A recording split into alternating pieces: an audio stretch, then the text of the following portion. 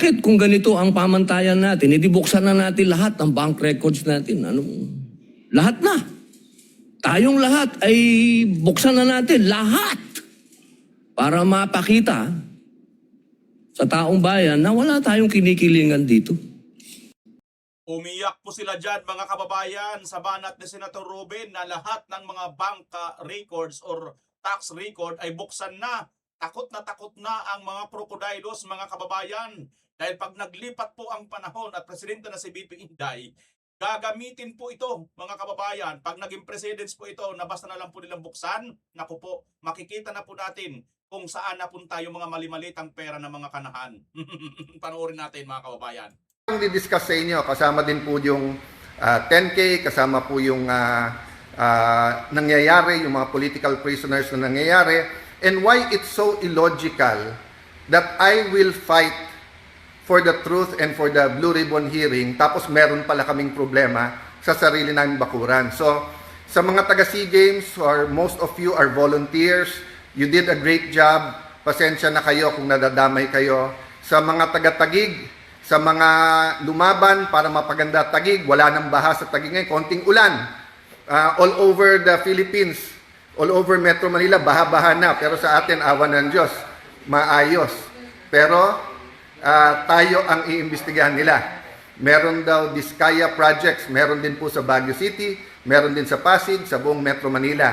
Pero bukod tangi, di ba, sino nga ba yung may picture kasama yung mga Diskaya? Hindi ba si Senator Ping Lacson? Pero ako imbestigahan, hindi siya.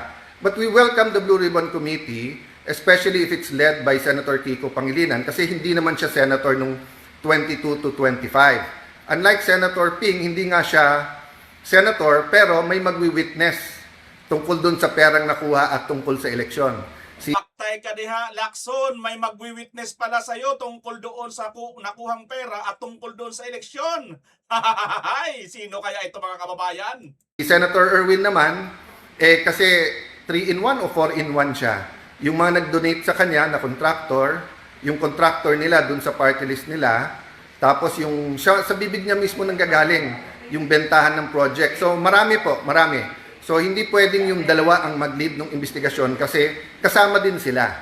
So isabay-sabay na natin kung gusto, but don't single people out. But hindi ko tinatalikuran. Gusto nyong imbestigahan, from the start sinabi ko, imbestigahan nyo lahat. God bless you. Panoorin nyo po mamaya ang impeachment proceedings. Ayan mga kababayan, ang tindi po ng pasabog dito ni Senator Alang Cayetano. Ito pa lang si Erwin Tulfo at itong si Lacson, abay may mga nakatagong lihim na anumat sandali ay lalantad at lalabas ang mga witness, mga kababayan. Kaya naman pala, nagsama-sama na itong mga kuwanggol. Ibig sabihin sa Bisaya, pag sinabi mong kuwanggol, kuwang sa kaguol. Na ibig sabihin yan, kulang sa saya, parating lungkot. Anyway, tuloy tayo mga kababayan, pero bago tayo magpatuloy, sasabihin ko muna sa inyong headlines. Ito po, sa Lunes, at tatandaan nyo sa Lunes mga kababayan, July 27, last day na po or last Monday of the month. Ito po yung SUNA ni Marcos Jr. At dito po sa SUNA, abangan po natin ang the big one mga kababayan. At ang matindi dito, mukhang ito na ang INC.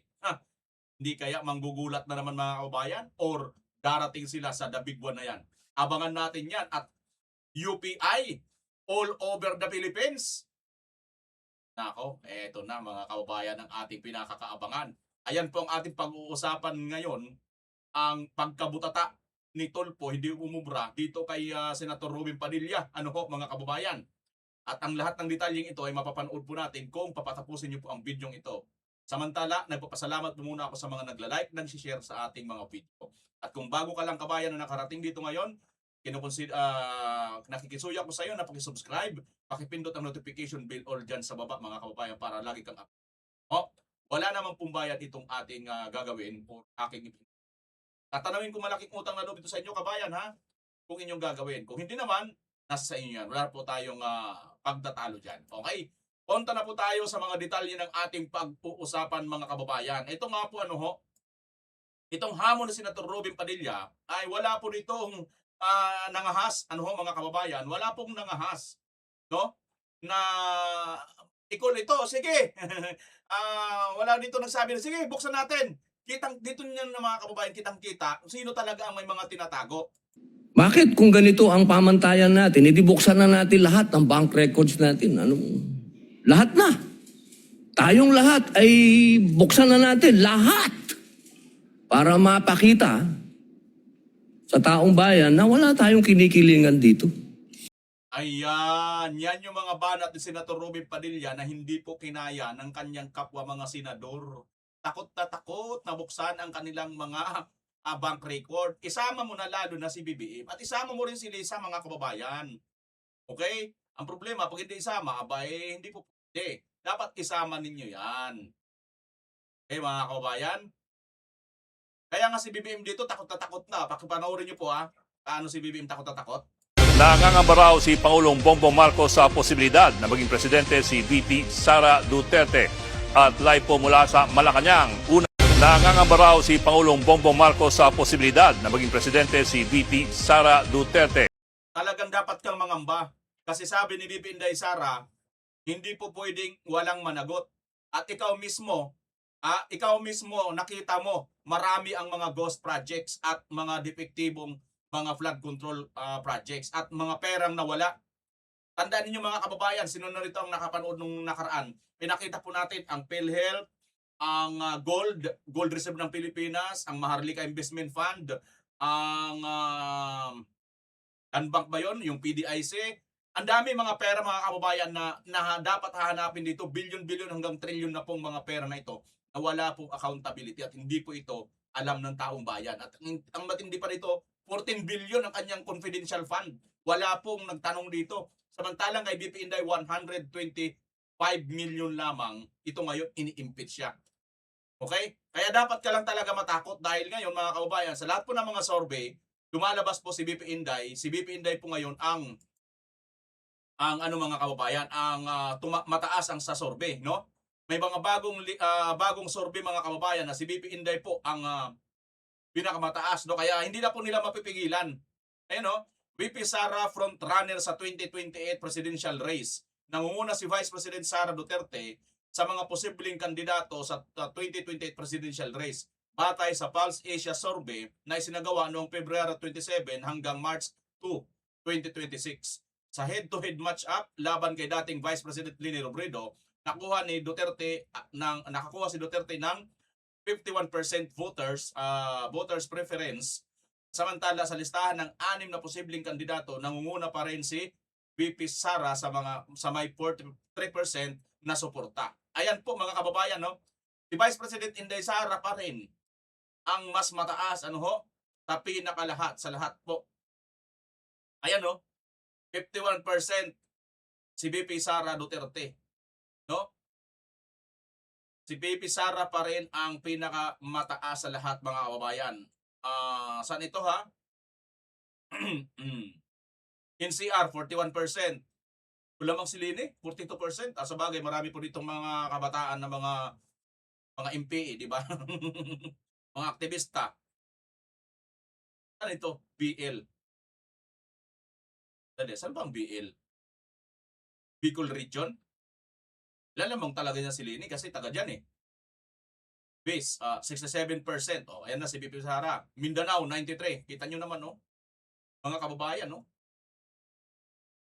Kita nyo naman ang nito, no? Kita nyo naman yung lamang ni VP Sara sa Mindanao, oh. 93 versus 6% lang. So, halos kay VP Sara talaga yung Mindanao. Napakalaking na po nito. Kasi, kunti na lang kanyang habulin eh. Visayas at saka Luzon, sa Luzon, malaki na rin siya. Di ba? EBC, 30% si VP Sara. 63 naman itong si Leni Robredo. DNE, dito si VP Sara, ayan, no? 53 and 74. Ibig sabihin po, ito po yung mga mahihirap na mga Pilipino. Ito po yung nasa mga baba-baba. Si VP Sara ang lamang. Ang mga alta sosyudad, itong mga mayayaman na mga nandito na yung mga oligarko, andito kay Leni Robredo. At nandito na rin siguro yung mga media, andito na rin siguro yung mga dito sa 63%. ABC, mga middle class, yung may mga kaya-kaya, may mga kayabangan. Kasama na rin siguro dito mga balager. Ang mga pamilya ng mga balager na pumaldo, mga kababayan, makakasama na rin dito. Di ba? Pero kay BP Inday Sara, ito po talaga ordinaryong mga Pilipino, mga pinakamamahihirap na mga Pilipino na sa D&E class. Ayun, 53 and 74 si BP Inday. Kita nyo mga kababayan, ganyan po kalakas. Number 1 pa rin po si BP Inday. Pulse Asia Research. Kita nyo? RP 46. NCR, yun, tabla sila dito. Tapos 1972 dito. Rapitol po naman sa BL. Balance Luzon, sorry. Balance Luzon pala yan, mga kababayan. Ibig sabihin kaya nitong Balance Luzon, kasama na yung South at saka North. Si Rapitol po ang minamanok sa North. Kasi sa taga doon yung kanyang ikalawang asawa lang yata yun, mga kababayan, di ba?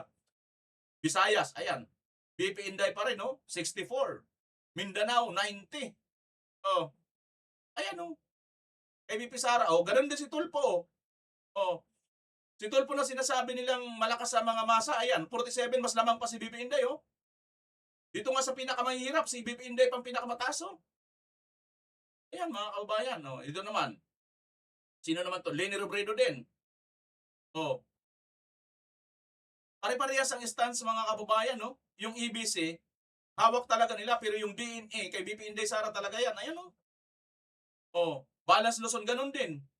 Visayas at saka Mindanao, talagang mamumulubi sila.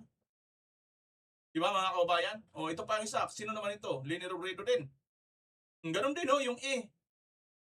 So, yan, mga kababayan, ha? Napakalakas pa rin po ni BP Inday Sara.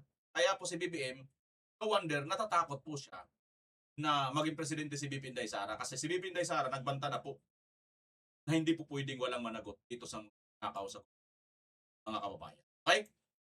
So, speaking of walang managot, mga kababayan, eto na. Puntahan muna natin ito muna para dire-diretso na tayo. Sa Monday po, next Monday, Martes ngayon, di ba? Next Monday, suna na po ni Marcos Jr. Ano ba ang asahan natin, mga kababayan? Mambubudo na naman siya? Sabihin niya, 10,000 na flood control project natapos na. At yung iba, ghost projects. At ang iba, flood control ghost projects. At mga depektibo. Ito bang kanyang ibibida? Pues ngayon, bukod sa kanyang ibibida na yan, sasabihin niya, mga naipakulong na po namin ang mga nagnakaw.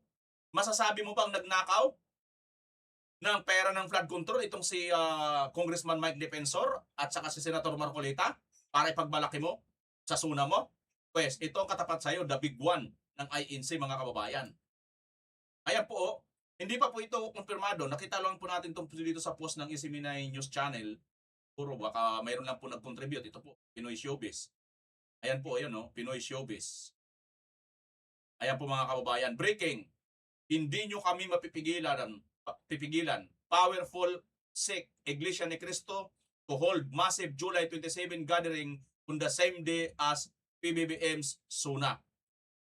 Ako po, mga kababayan, hindi kaya ito yung dahilan kung bakit tahimik lang po sila, ang INC dito po sa pagka-aresto ni ni Senator Marcolita. Basahin natin ang detalye, mga kababayan. 3 hours lang po ito, post po ito ng Pinoy Showbiz. Hindi nyo kami mapipigilan, powerful sect Iglesia ni Cristo to hold massive July 27 gathering on the same day as PBBM's SUNA. Manila, Philippines. The Philippine National Police, PNP, has confirmed that the Iglesia ni Cristo INC will hold an activity on July 27 coinciding with President Ferdinand Marcos Jr. State of the Nation Address SUNA as the Batasang Pambansa in Quezon City. According to some insiders, the gathering will underscore the INC's strong call for peace, justice, and genuine accountability for individuals allegedly involved in large-scale corruption in government. Sa tingin ninyo, mga kababayan, gaano kaya ito katotoo na impormasyon na ito na maaaring magsagawa ang INC ng isang napakalaking rally para salubungin ito nga pong impeachment, ito nga pong Suna ni Marcos Jr. Ganda siguro mga kababayan. Habang pinapalabas ang suna doon, sasawayan ng INC na ipapalabas naman yung mga mali-malita at yung investigasyon sa flood control ni Senator Marcolita dito nga po ngayon sa Brave 18, yung dating mga sundalo, dating mga Marines, di ba? Ipapalabas at ipapakita kung saan napunta yung mga mali-malitang pera. Na sa ngayon, mga kababayan, yung nag-imbestiga na yun, na kapatid nila na si Senator Marcolita, ay siya pa talaga ang ipinakulong. Di ba? How ironic, mga kababayan, yung nag-imbestiga sa flood control, siya ngayon yung pinakulong dito sa flood control. Kasi sila Marcolita at saka si Mike Defensor, mga kababayan, dyan po sila ikinulong sa kulungan ng mga nagnakaw sa flood control. Grabe, mga kababayan? Ganito po kabangag, ito po ang Marcos administration. Ganito po kabangag si Marcos. Piruin mo yan, hindi na naawa, Nagkamal na nga sila ng pera, nagnakaw na nga sila. Yung mga taong nagsisiwalat ng kanilang pagnanakaw, sila ngayon ang pinakulong. Sabagay, mga kababayan, ikaw ba naman, ikaw nagnakaw, aamin ka ba, nasa posisyon ka? E di, sibak ka kaagad ng taong bayan, di ba? O, yan mga kababayan, Bueno, sa tingin ninyo mga kababayan, magkakatotoo kaya ito? The big one darating sa July 27 sa suna ni Marcos? Okay. Abangan natin yan, ha? Abangan natin yan. Samantala, balikan natin itong sinasabi ni Cayetano, mga kababayan, ha? Ang sinasabi ni Cayetano, mayroon daw siyang ebidensya, mayroon daw mga witness, may mag-witness laban kay Senator Lacson at Erwin Tulfo. Ayon yan kay Senator Cayetano. Galing po yan dito sa DZER sa Isiminay, mga kababayan, na post po nila, Ngayon, mayroon pa tayong nakitang video, mga kababayan, ito, tungkol kay Lacson din, panoorin natin. Ito po ay lumang video, pero tingnan nyo po, kung maaari ba ito, may connection ngayon. Mahilig na lang din sila, di ba, magkalkal na mga luma, mga nakaraang pangyayari. Di ba? Mahilig din sila, di ba? Las Cañas, sino ba? Yung nasapak dati ni BP Inday na sheriff, nasa pababa, kahit nga si, dati, di ba? Yung bata pa na anak ni PRD, si Katie Duterte, di ba? Kinalkal na nila yung mga records, Mahilig sila mag-backtrack. O, ito, Lacson. Teka, may nakalkal ng taong bayan. Panoorin natin, mga kababayan. Ano ba itong balita tungkol kay Lacson? 67 shipment ng simento daw ang naipasok ni Panfilo Jr. mula noong 2016 na nasa 4.6 billion pesos daw ang halaga. Naku, Lacson, ayan na. Ayan na, Lacson. Ang dami pala nito. 4.6 billion. 4,651,883,750 pesos. Grabe, ang laki nito, Lacson. Billion-billion din pala to. Matagal ka na palang may ganitong issue. 67 shipment ng simento daw ang naipasok ni Panfilo Jr. mula noong 2016 na nasa 4.6 billion pesos daw ang halaga. Ang shipment nakapangalan sa Bongiorno Trading na base sa dokumento ng Bureau of Internal Revenue ay pagmamayari ng isang Florencio Del Rosario Jr. Sa isang sulat ng Bongiorno sa Department of Trade and Industry, kabilang sa mga nakalagda ay si Panfilo Jr. bilang Managing Director. Ang nakakapagtaka, sabi ni Faeldon, ang deklaradong kapital lang ng kumpanya ay 20,000 pesos, gayong bilyon-bilyong piso ang halaga ng shipment ito. Sa sulat umano ng Cement Manufacturers Association of the Philippines kay Faeldon, sinabi nitong numero 1 sa kanilang listahan ng Bongiorno Trading ng mga importer na undervalued ang shipment ng simento. Player ka ba? Player ba ang anak mo? Dami mo ba ito? Senator Lacson, this is not chismis. Hindi to kathang isip. Kagaya ng paninira mo sa amin. Isa kang smuggler. If you deny knowing this, you have nothing, you know nothing about customs. The more so, na sinungaling ka. Hamon ni Faeldon, The Blue Ribbon Committee, Senator Dick Gordon. Hanga ako sa ingay mo O tingnan natin kung kaya mong imbestigahan ito. Ha? Don't tell the public half-truth. We want the whole truth. Ayan, mga kababayan. Ayan. Sabit pala itong si Duke Gordon. Hindi rin pala kayang imbestigahan itong si Lacson. Di ba, mga kababayan? Oh. O tingnan natin kung kaya mong imbestigahan ito. O sa ingay mo hamon ni Faeldon, Parang itong The Blue Ribbon Committee, Senator Gordon. Parang si Gordon ngayon mga kababayan, lumalabas itong si Erwin Tulfo.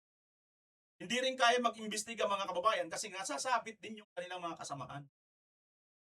Hindi lang pala ito, issue ngayon, na ngayon lang, itong pagtatakay pa ni Lacson at saka ni Erwin Tulfo. Tingnan niyo mga kababayan, naalala nyo, nung ang unang-unang Blue Ribbon Committee ay si Senator Marcolita pa, nagdadaldal itong si Lacson sa labas ng committee. Nagpa-interview dito, pa-interview sa mga media, tapos sinasabi, ito daw ng mga contractors 67. May senador pa daw, di umano, na dinadalaw ng kontratista. Yung pala, ang dinadalaw, ayan si Erwin Tulfo. At mula noon, nawala na rin yung issue na yung ingay na yun. Pero kung sa ibang mga senador yon, na ang sinasabi pa nga doon, mukhang ang gusto pala sana patutugin doon, dito sa mga kakampi ni Senator Marcolita, parang ganun. Ang problema, yung dinadalaw pala, hindi kay Senator Marcolita, sorry, kay Senator Jinggoy ata yun, no? Na may dumadalaw. Ngayon, ang problema, dito pala kay Erwin Tulfo at nagkakabukingan ng mga kababayan na ito palang dalawang ito ay parang Batman and Robin din. Tandem din sila sa kalukuhan. Kaya takipan din sila. O, tingnan nyo nga itong sinasabi ni Senator Alan mga kababayan, di ba? O, sinasabi ni Senator Alan dito, ito yung ano Maayos. Pero tayo ang iimbestigahan nila. Meron daw Diskaya projects, meron din po sa Baguio City, meron din sa Pasig, sa buong Metro Manila. Pero bukod tangi, di ba, sino nga ba yung may picture kasama yung mga Diskaya? Hindi ba si Senator Ping Lacson? Oh, Lacson, may picture ka pala. Kasama sa mga Diskaya. Bakit hindi mo ipaliwanag, Lacson? Ako naman, Lacson, ha? Pero ako imbestigahan, hindi siya. But Oh, kita mo? Kita nyo ito mga kababayan, ito mga ito. Matagal na talaga noong panahon na ito. Yung anak niya, number 1 din pala mga kababayan dyan sa custom.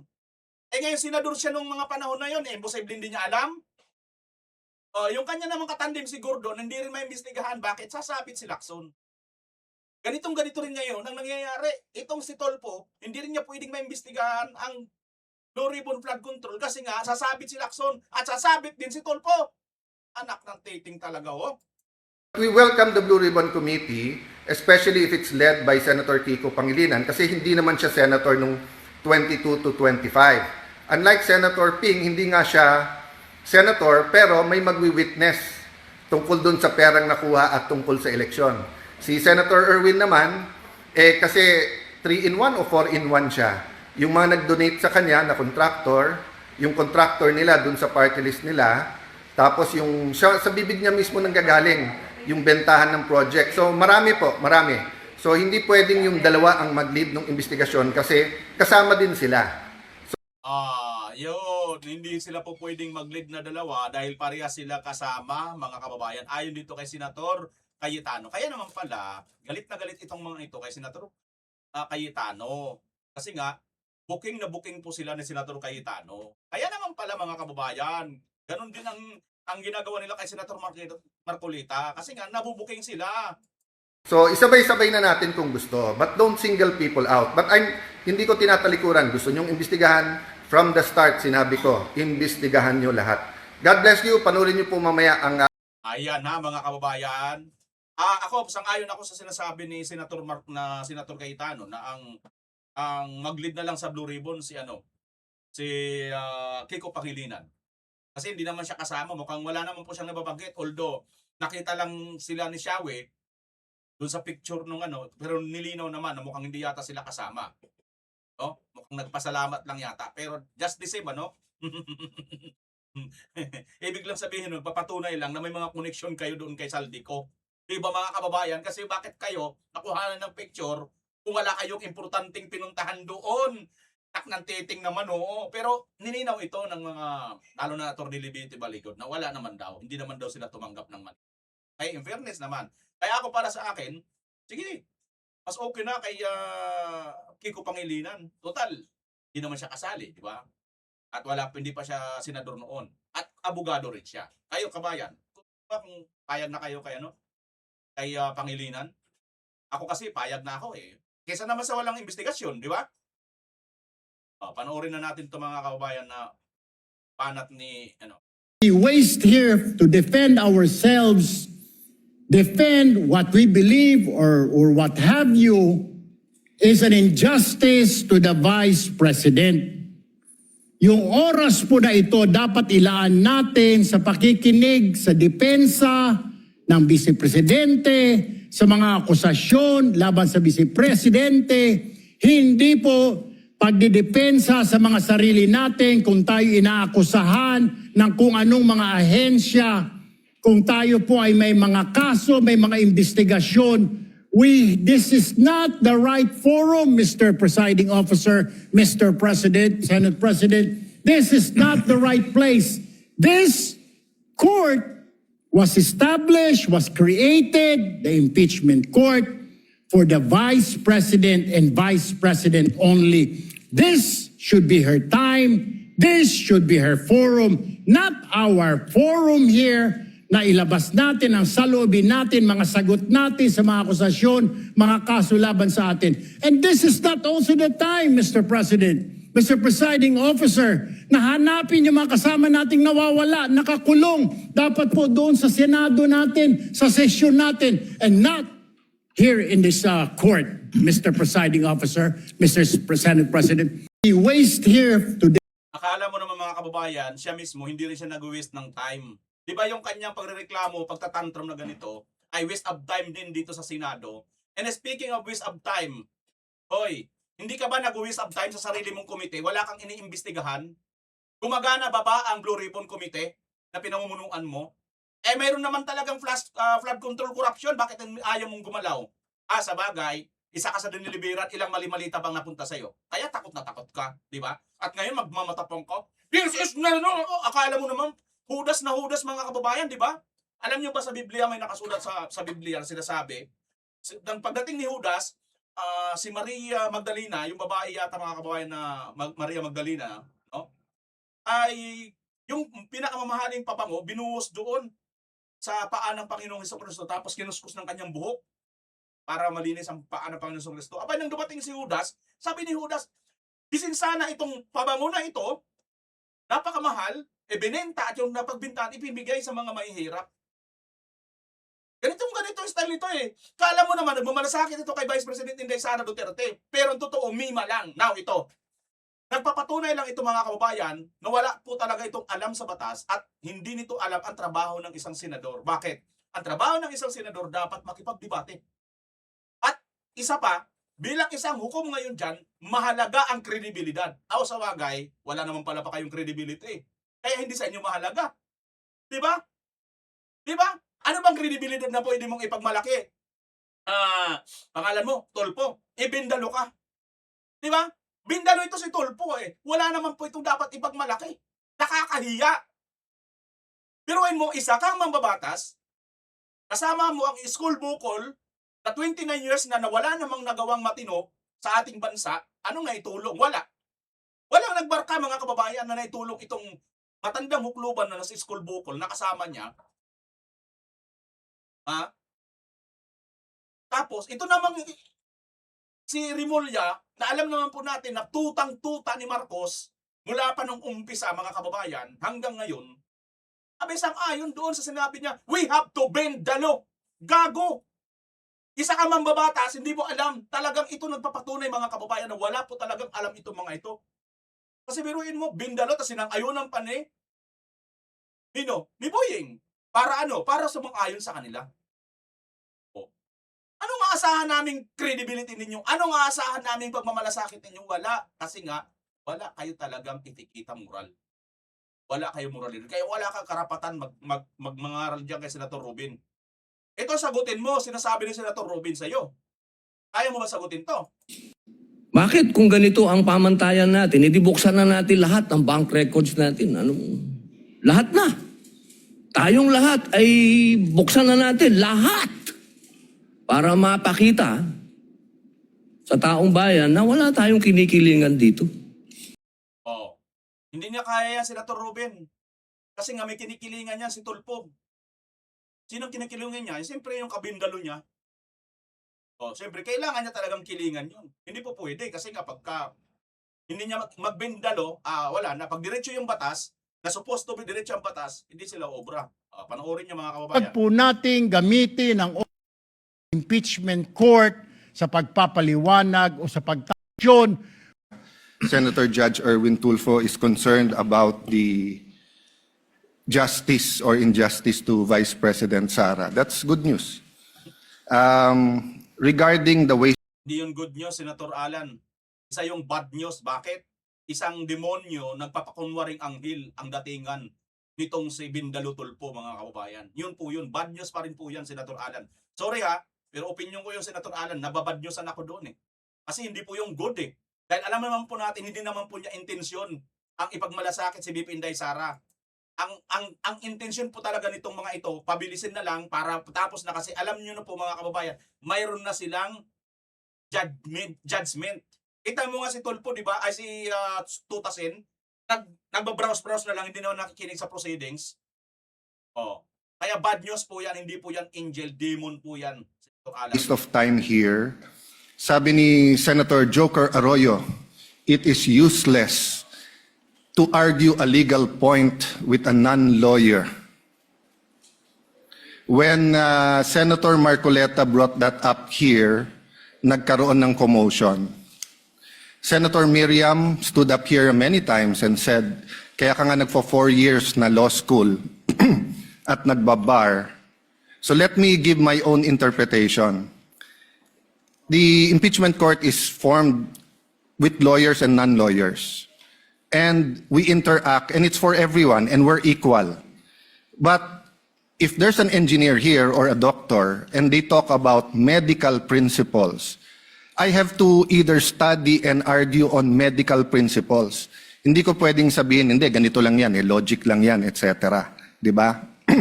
So, ang legal principle natin today is simple, integrity ng court. So, allow me to mention that to the people and help educate my colleague here. Yan ang tama, Senator Alan. I-educate mo yan kasi po wala pong alam sa batas. Ang alam lang po nitong si Tuplok na ito, ibindalo ang batas. Yung tuwid na batas, yung right, yung straight, ginagawa po niyang baluktot. Oo, ganun po ang alam lang po nito. Kaya, akaralan mo, Senator, Integrity of the court and the justices or judges is always relevant. So if the Supreme Court or COMELEC, Court of Tax Appeals, Sandigan Bayan is being heard, and the judges are being threatened, you give them time. So we cannot take the impeachment out of context. May nangyayaring flood control scandal, may nangyayaring gulo sa Team Unity na hindi na united ngayon. We consider Senator Marcoleta and Senator Jinggoy political prisoners, weaponized yung Blue Ribbon Committee at weaponized yung ano. So Mr. President, hindi tama na sabihin na I wasn't, after we brought up the problem with NBI, they doubled down, naggumawa pa ng task force. I mentioned 2 colleagues sa SALN, I didn't accuse them. Sabi ko lang, just like Vice President Sara, just because tumaas ang SALN, can we already ask for the BIR, for the AMLA and the bank accounts? So sabi ko, yan ang i-discuss namin sa Monday. Nag-react na, nag-accuse. I did not take up your accusations here today. Si Secretary Vince Dizon, 3 beses na nag-verify sa Taguig. Sinabi na 3 beses na walang ghost. Ngayon, i-verify ulit. I wasn't going to bring that up, but then i-question ninyo si Senator Padilla. It was all over the news na hindi niya inintindi or he snubbed the ombudsman. I was going to stand up before Senator Erwin stood up just to say, may registered mail. So nung una pa lang, 5 minutes si Senator Tulfo, so I'll take the 5 minutes also if you don't mind.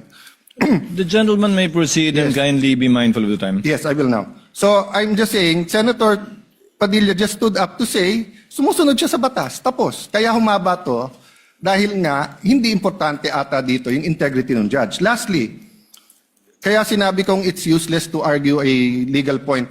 Ilang beses ko na narinig dito, it's our job to clear or prosecute the Vice President. Hindi po. It's our job to try and to decide. It's the prosecution's job to try to prosecute, and it's the defense job to convince us na wala. Our job is to try and to decide. And when you decide, you acquit or you convict. Why is that important? These are legal terms. Hindi pwede yung nanonood na law student ngayon sasabihin, trabaho pala ng judge to clear or to prosecute. Thank you, Mr. President. Yan, mga kababayan. In short, napahiya dito itong si Torplok. Kasi ang akala niya ito pong Senado ngayon na kinalalagyan niya ay mag-prosecute. Hindi niya alam, ang trabaho pala nila dapat ay mag-decide or mag-trial at saka mag-judge, maghukom. Ang problema mga kababayan, kasi yung kapatid nito, si 250,000, ang bigayan na tip doon sa Viva Max Beauty, nagsabi na rin yun, na pag sila na yung nasa majority, ang nangyari na nga ngayon, ang sinabi noon ng unang pronouncement, na mailalatag daw nila lahat ang mga ebidensya para si VP Inday Sara ay ma-impeach. Ano naman mga kababayan, di ba? So meaning to say, sila, bukod sa judge na nga sila, nagiging prosecutors pa sila laban kay VP Inday Sara. Saan pa tayo kakapit, mga? Hawak nila lahat. Pero ang problema lang nila, dahil hawak na nila lahat, pati pera, lahat na lang, kapangyarihan at pera, hawak nila. Mga malalaking tao, pati oligarko, nagsama-sama lahat. Hindi nila hawak yung mga maliliit na tao at yung doon ang lakas ng mga Duterte. Kaya hirap na hirap sila mga kababayan. Hindi po sila manalo. Pinakain lang ko ng alikabok itong si Erwin Torplok Indalo ni Senator Ruben. Panoorin nyo pa ang napakagandang speech ni Senator Ruben na yung tinutukoy dito ni Senator Senator Cayetano. Maraming salamat po sa ating tagapamahalang hukom at sa ating pong Ginoong Pangulo. Nais ko lamang pong basahin ng napakaigsing manifestasyon po. The gentleman may proceed with his manifestation. Maraming salamat po. A'udhu billahi minash shaitanir rajim. Bismillahirrahmanirrahim. Alhamdulillah rabbil alamin. Aming mga kasama, ako po'y humihingi ng paumanhin sapagkat dito pong nakaraang linggo, lumabas po sa mga balita na may aligasyon na ako daw po ay hindi sumusunod sa batas. Ito po ay nakalulungkot para sa isang senador, sa isang senator judge, ang masabihan na hindi sumusunod sa batas. Samantalang nung tayo po ay merong mahal na saksi dito, pinaalala po natin sa kanya na harapin ang batas.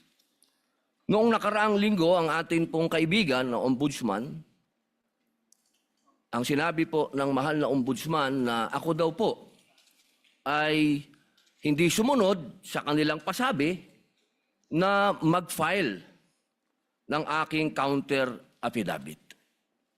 Nakakalungkot po ito sapagkat hindi po ito totoo. Inaamin ko po sa inyo kung ICC lang, hindi po talaga ako susunod. Hindi ako magpapasakop sa ICC. Pero dahil ginagalang ko po ang ombudsman, dahil siya po ay aking kaibigan na itinuturing, dahil nagkaroon na po kami ng napakahabang kwentuhan sa aking opisina nung siya po ay kalihim ng hustisya, nag-file po kami. Ito po, hawak ko po ang original. Dahil sa akin po, importante ang original. Ito po ang original, nakalagay po dito. Nag-file ako. Nakalulungkot po na pati ang media ay nakikisama sa ganitong klasing propaganda na ang isang senador ay hindi sumusunod sa batas. Isang senator judge. Ito po, maaari ko po kayong bigyan ng kopya, mga mahal kong kasama, para mapatunayan na hindi ko po kayo ilalagay sa kahihiyan.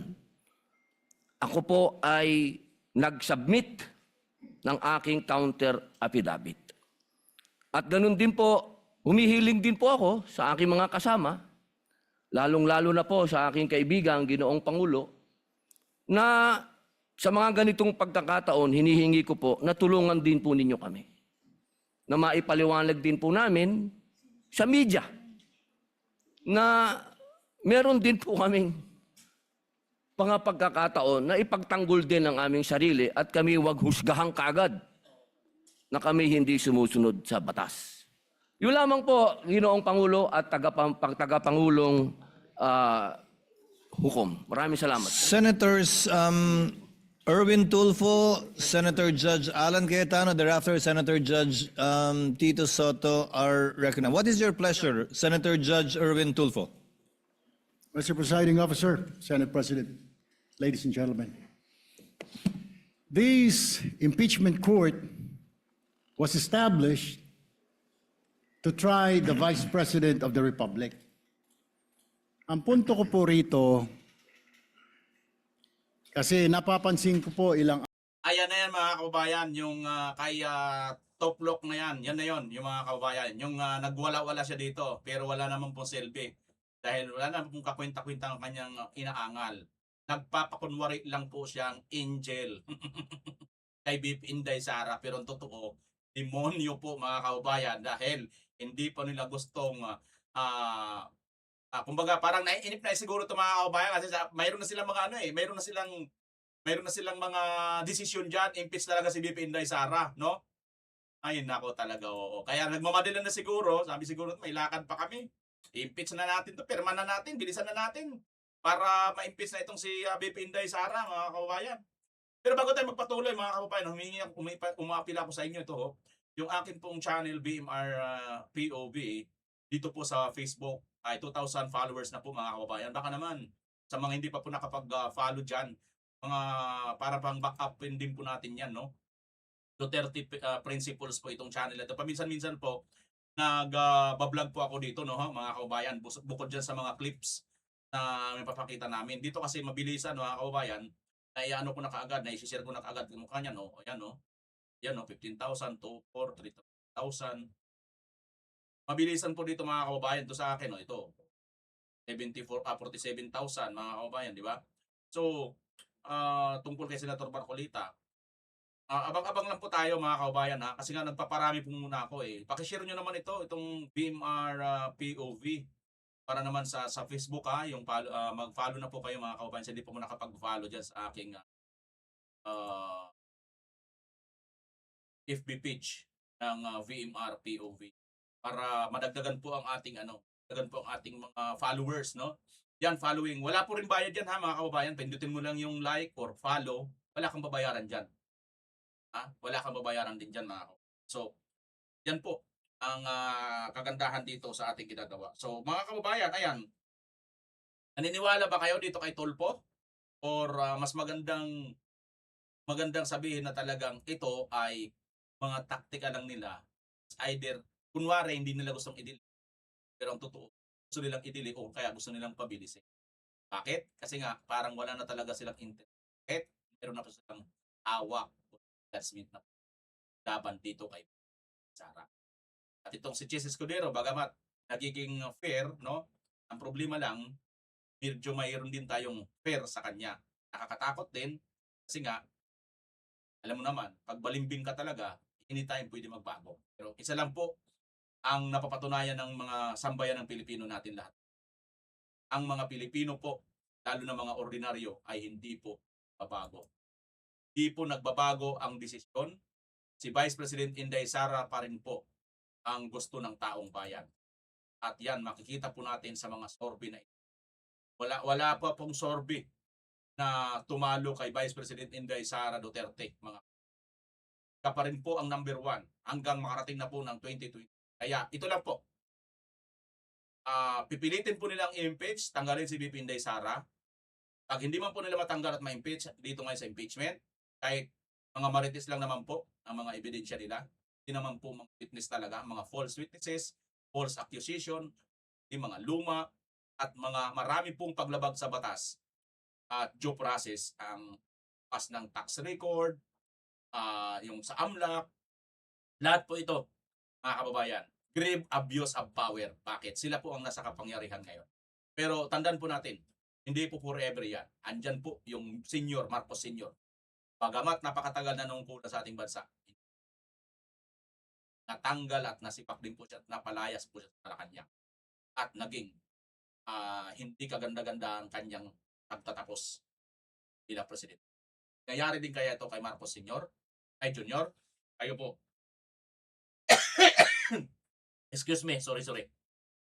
Kayo po mga kababayan, ano po ang inyong masasabi dito na ang kanilang ini-impeach ay siyang minamahal ng taong bayan?